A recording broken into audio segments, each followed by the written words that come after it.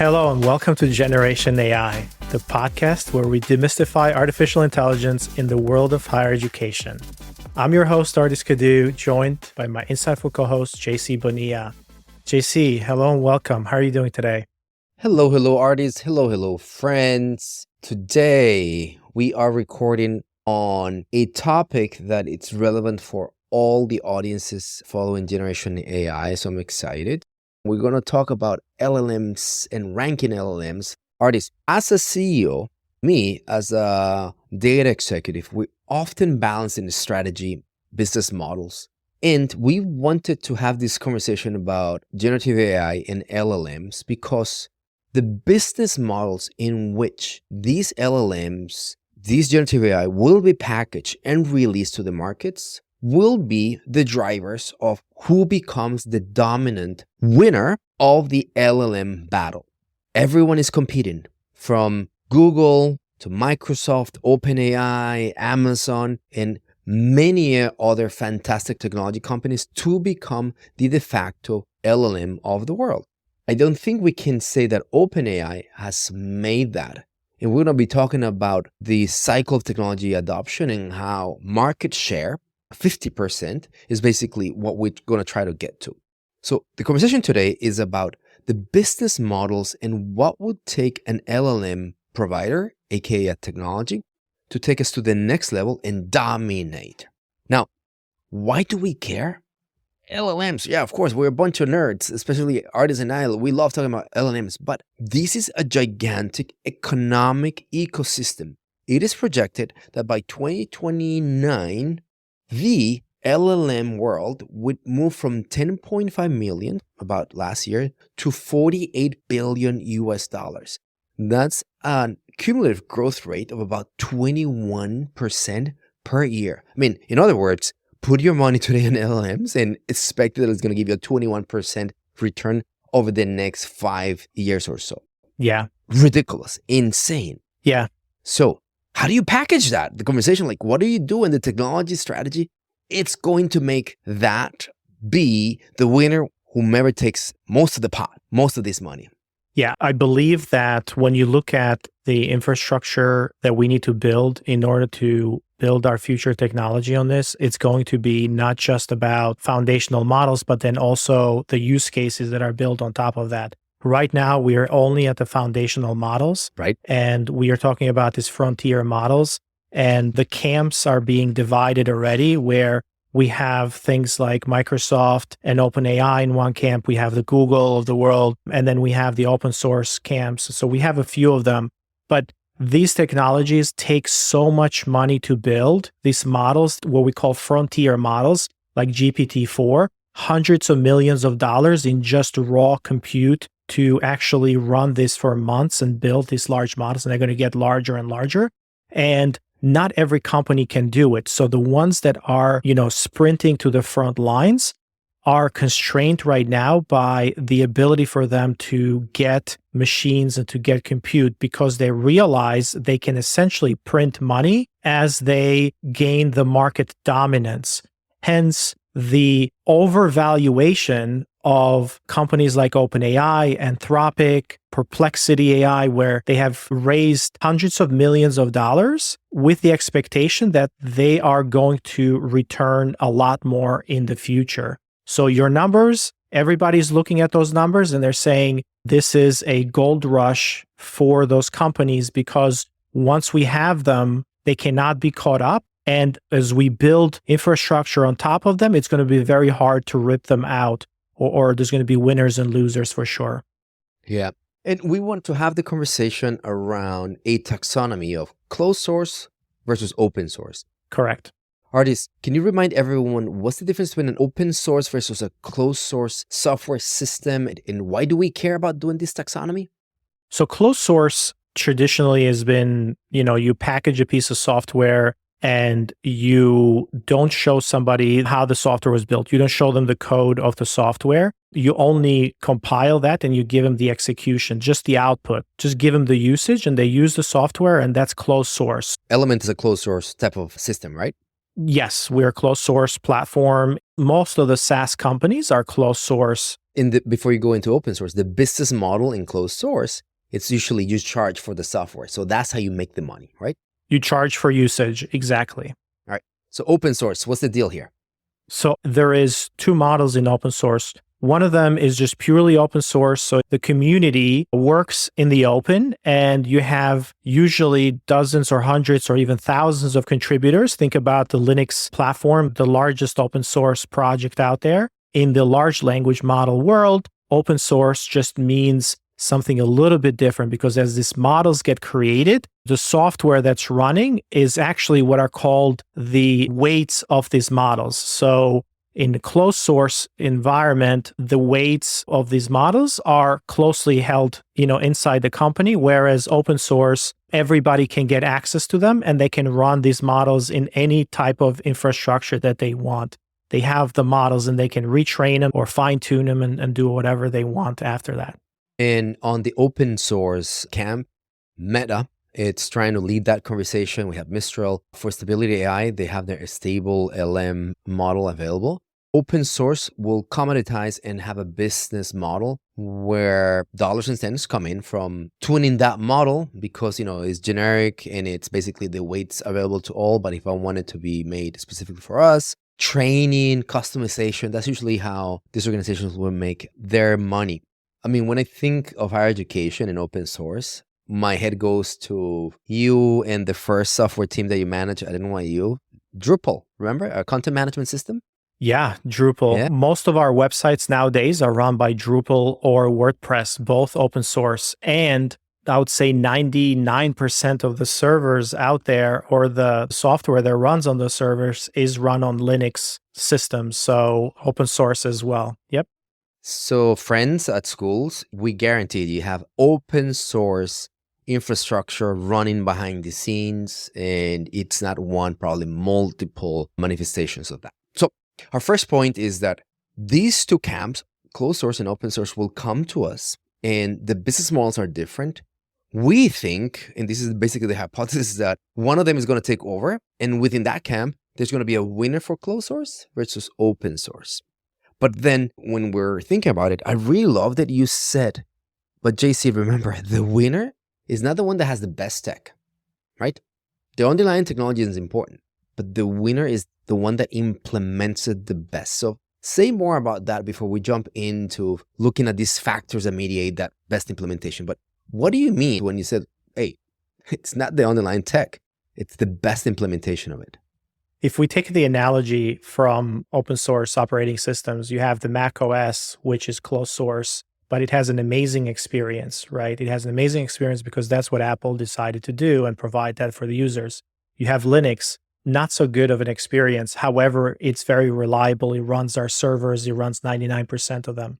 So the experience there was not to interact directly with the end user, but it was to be reliable for a particular use case to run 24/7 for years and years without being disrupted. Whereas the Mac, it was about interactivity and interface. So at the end of the day, what I meant was that the application that we're going to use on top of these models, the technology is going to be commoditized, meaning it's going to be just like cloud computing. A lot of companies are moving to a multi-cloud infrastructure where cloud is just commoditized. They don't use just AWS or Google or Microsoft Azure. They use 2 or 3 clouds at the same time and they can move their infrastructure. With LLMs, it's going to be the same exact thing where we use them as foundational technologies, but what we build on top of it is where the value comes in. What about regulation? If the dominant design, it's not only about technology or the experience, it's now the external factors. What else can we think about? What would push one of these over the edge that it's outside the technology sector? I'm literally seeing Sam Altman in the congressional hearings and everyone salivating just because of that, magnifying glass that the political arm gave to him. Like, what else comes to mind? Anything else? So that is exactly right, that legislation always benefits the market leaders, right? Because they have the money to push for legislation and to do lobbying and so on and so forth. And then usually the open source is the counter to that. Like usually you don't have really small entrants coming into these foundational models. Can I put you on the spot? You're really good at reacting this way, and you can come and say, I don't know, but I want to drive a parallel of technology adoption and kind of legislation with the Common App, right? Please tell me if I'm wrong. It's not like the most sophisticated application or system out there, right? Element and many other systems do it 10 times better. But it dominates because selection of schools and states decided this is how we are going to render. What is the analogy of that on AI? I mean, I don't know. Can we see a state saying, I will allow all my data from the government to be mined by Google, but not Amazon, right? Or think about schools. There were some schools that actually banned TikTok on campus, right? So that's also, legislation and decision making, right? Any applications you can think for AI? I mean, we talk about the sources of information, the data. These models are now trained on the public data. So there is a huge set of private data that is being held by private companies, publishing companies, and those models that are able to access that information the fastest are going to gain an advantage on it. One of the research papers that came out maybe a couple of days ago, everybody made a huge deal out of training your own large language model on internal data. Bloomberg GPT was a thing about 6 months ago, and they came out and said, we are training this large language model on our own data. Well, guess what? Last week, papers came out that said ChatGPT or GPT-4 is able to beat Bloomberg GPT on all of its financial capabilities.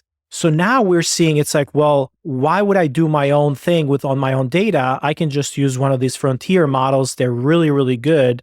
So it doesn't really make sense for us to build our own. So those who are gaining access to this private data maybe might have an edge on it. But other than that, I don't know. I mean, I have to think about it a little bit more. I don't know. What do you think?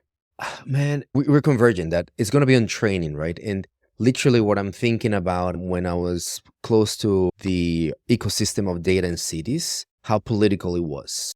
I sat for about 3 years on the Center of Urban Science and Progress, and we're trying to understand how to use city services and data. And it was so difficult to get the sanitation data and get parks and recreation to share data, right? And all of a sudden, it just happened because someone said, you can have it. So having said that, I could totally see Michigan saying, we will not play with Google for whatever reasons, right? And then also like the Michigan data, it's removed, or the LLM basically has guardrails in Michigan, right? Type of things. Second part, and this is where the closed source conversation is important. There's many campuses that are Microsoft versus Google. I think those are the two dominant technologies, right? So at NYU, we're a Google campus, emails, all the kind of things. So it'll be crazy if they go with the Microsoft OpenAI solution, right? Because it just fits better to bring in the Google Cloud services in that ecosystem. So is this idea of technology compatibility or the perception of interoperability, that's really where my head is going. So we'll see. Yeah, there's always going to be the perception of security and safety in a closed source environment. And we see that every single day where somebody doesn't pick Element because they feel, oh, you guys have only been around for 6 years. I'm going to go with someone who's been around for 20 years because they're probably going to be here a little bit longer. Meanwhile, that is absolutely, the wrong way to think about it from a business value. However, there's still that notion in your head that longevity goes together with security and larger market share. It's better. So we're seeing a lot of those early adopters come in, and 2024 will certainly be in favor of the early adopters still, because last year it was the year of experimentation. This year will probably be early adopters, and maybe 2025 will be when we're going to see perhaps the early majority kind of jump in. Very good segue onto what we're going to do next. So to recap the conversation, there is this divide of open source and closed source, and the business models ought to be different, right? Because you make money selling software, or you make money customizing the software that is free. Then what we also discussed is this idea that to evolve in technology adoption and win market share, there's all these factors. The underlying technology has to be great, but how it gets orchestrated against the compute, the experience, the UI, the UX, customer success, and of gigantic amount of possibilities that are outside the non-technical domain, from policy, from legislation, perception, or, I don't know, drama that we maybe saw when a CEO gets fired, right? All those externalities are critical. So what we want to do now is bring them into a framework of what we call the battle or the mapping, right? And Ardis as reference to early market or, early adopters. And this is all nicely explained in a framework that's called the technology adoption curve. Ardis, you remember the technology adoption curve from your MBA days? Yeah. Well, a lot of people reference that today, of course, for sure. Of course, it comes from the 60s. And to give everyone a quick tour on how this evolves, because it is the way in how technology, strategy, and market share, in a way, it's discussed in boardrooms, which is the jump from early adopters to early majority. So what does that mean? There's groups. The first group is only 3%. It's called the enthusiast. That's you and me, Ardis. ChatGPT launches, and we were using it on day one. We'll try anything. I know. We're so easy, guys. But that's who we are, right? We're called innovators. Love that. And then there's a 12.5%, about 15% now, that is called the early adopters. So this is just basically where we are today. This is about 15% of the market share. Today, generative AI and LLMs is in that chasm. What happens after the chasm is that you go mainstream, and that's called the early majority. That's when you reach your first 50 percentile. That means that half of the market share is differentiated. Some of them are going to go here, some of them are going to go there.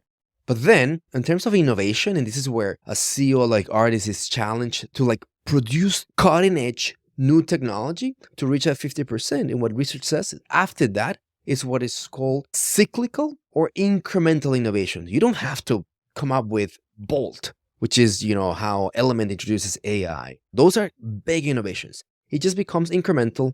In other words, think about Microsoft, think about Apple, iPhone, how these launches and new products feel like, they just made the camera better. Right, exactly. So this is where we're at today. Significant innovation needs to be pushed, and the alignment of cloud, UX, experience, implementation that works needs to happen to reach that 50%. Okay? Ardis, did I do justice to the technology adoption curve? Spot on. I think we'll make our professors proud.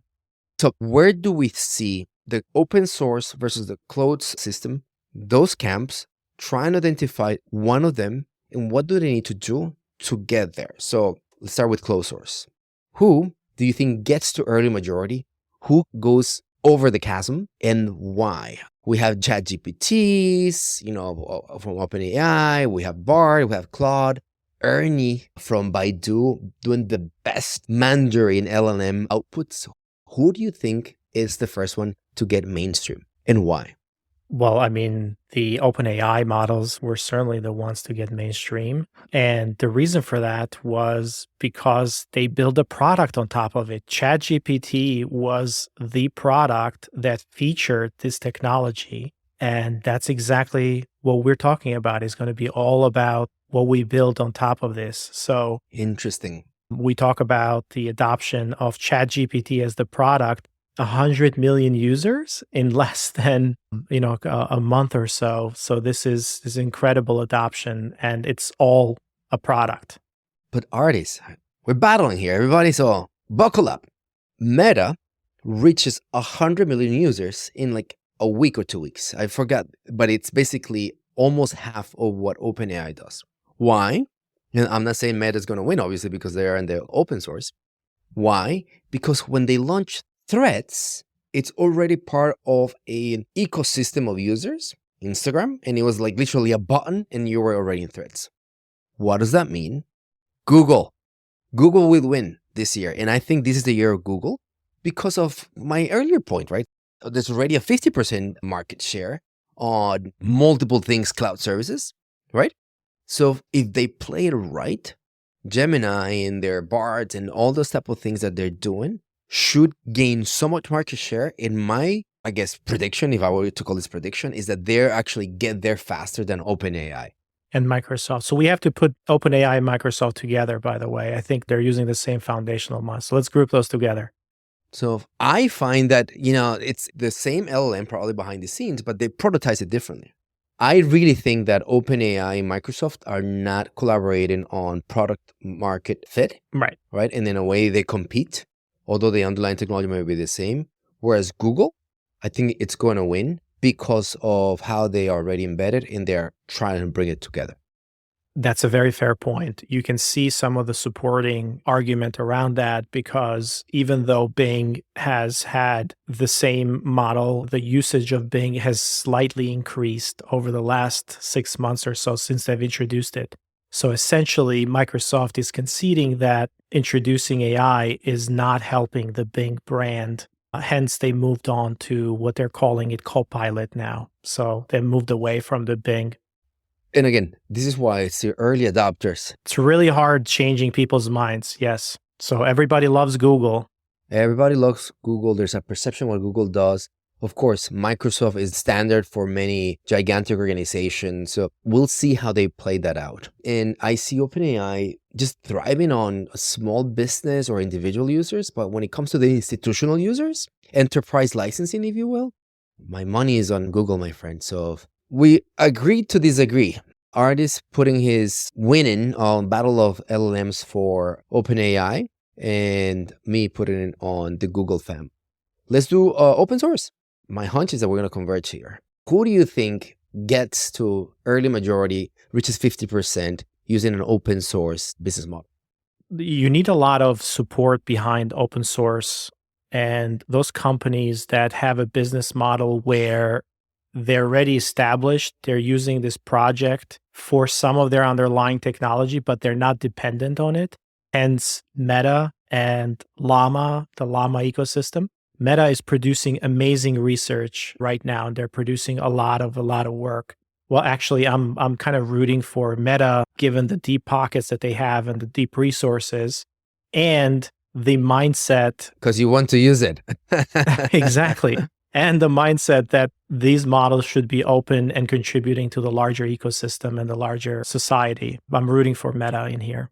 Similar. I think that if they play it right, open source Llama will become a dominant player. And then many smaller players will benefit significantly from their advancement. We'll see how it plays out.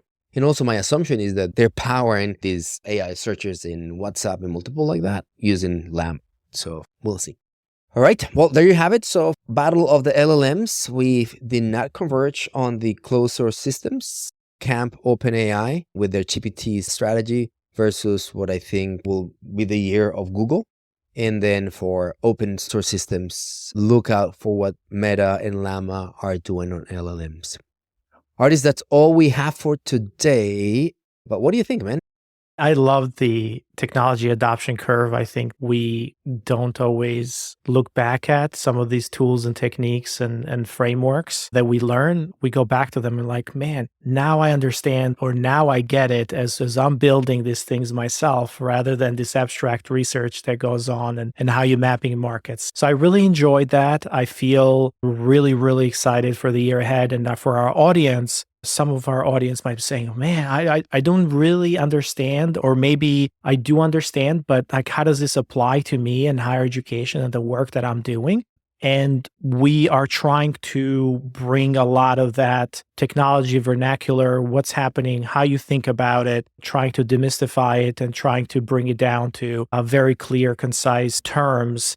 And if you have any feedback for us around that, and if you'd like to understand more about a specific topic or another, I would welcome your feedback, ardis@element451.com. If you just email me and say, hey, I love the podcast. However, we need more explanation on certain things. We can geek out quite a bit. JC and I can keep doing this, but we're going to try to find topics that are relevant, that are not basic, but are meaningful and can bring our deep knowledge of this technology and systems to the everyday user and to the enthusiast as well, right? Because there's a lot of listeners that are enthusiasts of technology. They might be building technology themselves in campuses, in IT departments, and so on and so forth.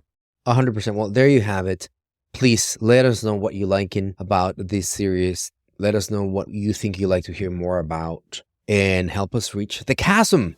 Everybody, thank you so much. Have a wonderful week, and we'll see you in the next episode. Take care, everyone. Till next time.